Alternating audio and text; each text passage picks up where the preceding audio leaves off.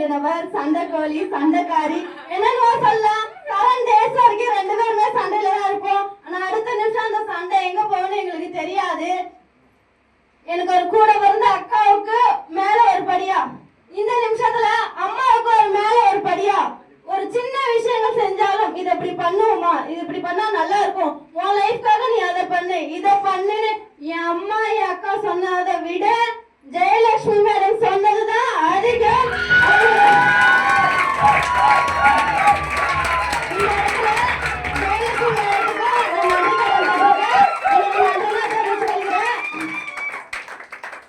நல்ல நபர், அவரும் மிகவும் பிடிச்ச நபர் தான். எனக்கு ஒரு நண்பருக்கு நண்பரா இந்த பிசினஸ்ல, நண்பருக்கு நண்பரா, தகப்பனுக்கு தகப்பன் ஸ்தானத்துல இருந்து என்னை வழி நடத்திய, ஏன்னா அவர் இல்லைன்னா நான் இங்க இல்ல, எப்பயே தங்கமயிலுக்கு போயிருப்பேன். ஒரு தகப்பன் ஸ்தானத்துல இருந்து என்னை வழி நடத்திய, எனக்கு இந்த வாய்ப்பை கொடுத்த, வாய்ப்புங்கிறத விட வாழ்க்கையே கொடுத்த மிஸ்டர் ஏ ஆரோக்கிய சசிகுமார்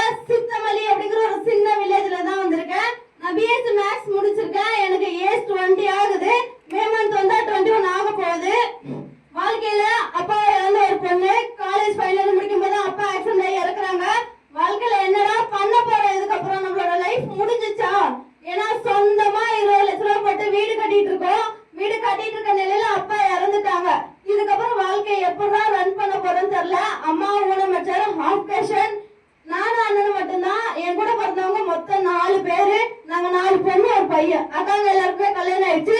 கடைசியா நானும் அண்ணனும் மட்டும்தான். எங்க ஊர் ஏரியில தத்தளிச்சுட்டு இருந்த மாதிரி இருந்துச்சு. எங்க அப்பாவோட அஸ்தியை கரைச்சிட்டு அந்த மாதிரி. அப்பதான் ஒரு விஷயம் நினைச்சேன், நம்ம ஒரு அப்பா அஸ்தி நம்மளை கரைக்கிறது கிடையாது, நம்மளை உயர்த்துறதுக்கு கண்டிப்பா நம்மளால முடியும். எல்லாரும் நினைப்பாங்கல்ல, சென்னைக்கு வந்தா நம்மளோட லைஃப் மாறிடும் அப்படிங்கிற ஒரு எண்ணத்துல தாங்க சென்னைக்கு வந்தேன். வந்து 2 வருஷம் இண்டஸ்ட்ரியல் ஏரியால ஒர்க் பண்ணேன். ரொம்ப கஷ்டப்பட்டுங்க.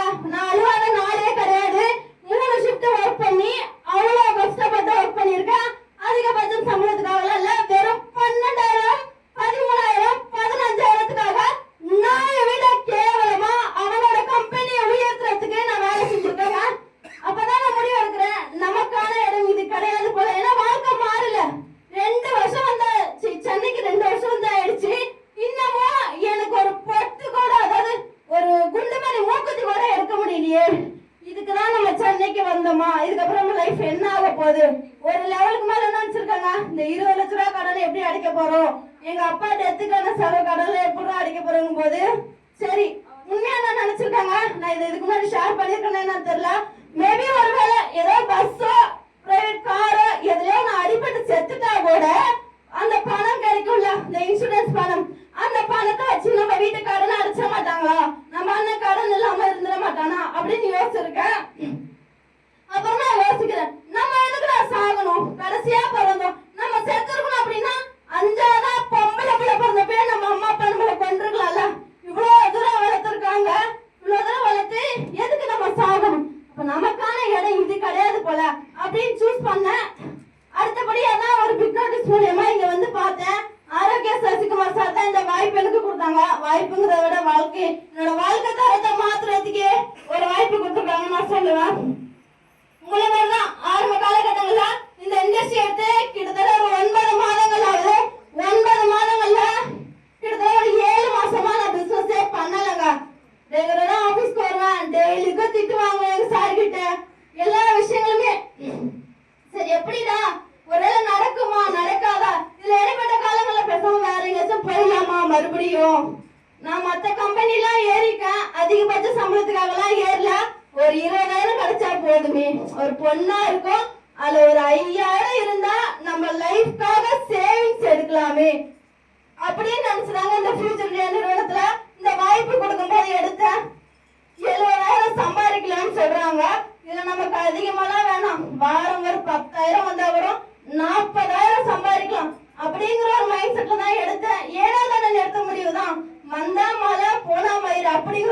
தான் நான் இந்த பிசினஸ் சூஸ் பண்ணேன். சூஸ் பண்ணதுக்கு அப்புறம் நிறைய தடைகள். ஏன்னா நான் வீட்டுக்கு பொண்ணு இல்லையா, நான் கடைசி பொண்ணு. அப்ப எல்லாரும் பேச்சும் கேட்டு அவங்க வழிநடத்தப்படி தான் நான் நடக்கிற மாதிரி இருக்கும். ஆரம்ப காலகட்டங்கள வேணாம், இதெல்லாம் எதுக்கு, சென்னைக்கு போயிருக்க, நீ ஏமாந்துதான் வரப்போற, நீ என்ன, எங்க அக்கா கேக்குறாங்க நீ என்ன புடுங்குறன்னு நான் பாக்குறேன் அப்படின்னு சொன்னேன். நான் இந்த வாரம் எம்ப்ராய்டரி மேனேஜர் அடிச்சதுக்கு அப்புறம் நான் கோல்டு எடுத்த அப்புறம் நான் என்ன புடுங்கிருக்கேன் நீ ஸ்டேட்டஸ்ல பாத்தியா அப்படின்னு கேட்கும்போது எங்க அக்கா வேற எடுத்து போனாங்க. நாங்க பதிலடியா இருக்க முடியாது. அடுத்த வாரம் நம்ம கிட்ட அவங்க பேசாத அளவுக்கு செருப்படியா இருக்கணும். அதுக்கப்புறம் என் வீட்டுல இருந்து எனக்கு யாரும் கால் பண்ணவே இல்லை. இது வரைக்குமே இந்த பிசினஸ் வேணாம், ஆகாது, நடக்காதுன்னு தான் சொல்லிட்டு இருந்தாங்க. போன வாரம் கோல்டு மேனேஜர், அதாவது வாரம் 17,500 ரூபாய் சம்பாதிக்க முடியும் நிரூபிச்சு காமிச்சப்ப என் அம்மா என்னோட போஸ்டிங் ரெகனைசேஷனுக்காக வந்தாங்க. அதுல என்ன ஒரு விஷயம் அப்படின்னா எங்க அம்மாவால காலே நடக்க முடியாது. கால் சரியா நடக்க மாட்டாங்க, தாங்கி தாங்கி தான் நடப்பாங்க. சின்ன பிள்ளையிலே அவங்க மரத்துல கீழே ஏறி விழுந்துட்டாங்க போல.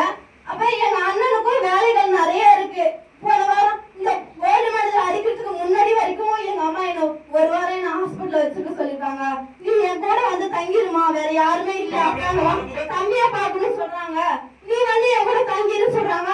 எங்க அம்மாவுக்கு நான் ஒரு வார்த்தை கொடுக்குறேன், அம்மா அப்பப்ப நான் ஊருக்கு வந்ததுதானம்மா, இதை வச்சு என்னால பார்க்க முடியல, நானும் ஜெயிக்கணும்னு வரேன். எனக்கு இந்த மாதிரி நேரத்துல நீங்க ஏதாச்சும் ஒரு சுச்சுவேஷன்ல ஊருக்கு கொடுத்துறீங்க, இந்த நேரம் நான் வரலம்மா, எனக்கு ஒரு முறை என்ன பார்க்கணுங்கிறதுக்காக உசுர கையில பிடிச்சிடணுமா இப்படிதான்